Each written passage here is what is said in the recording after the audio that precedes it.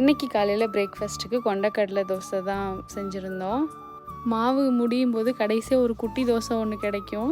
யாருக்கு இது ரொம்ப பிடிக்கும்னு மறக்காமல் கமெண்ட் பண்ணுங்கள். தோசையும் நிலக்கடலை சட்னியும் தான். இன்றைக்கி நல்லா வெயில் அடிச்சனால தேவ வந்துட்டு வெயிலில் காட்டிகிட்ருக்கார் அவங்க ஐயா.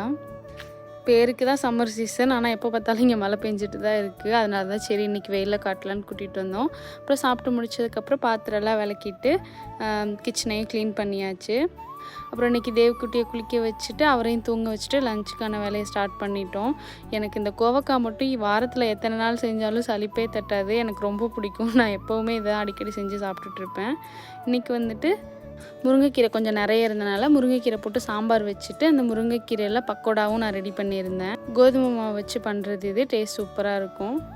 லஞ்சுக்கு முருங்கைக்கீரை சாம்பார், கோவக்காய் வத்தல், சுட்ட அப்பளம், அப்புறம் பக்கோடா. தேங்க்ஸ் ஃபார் வாட்சிங்.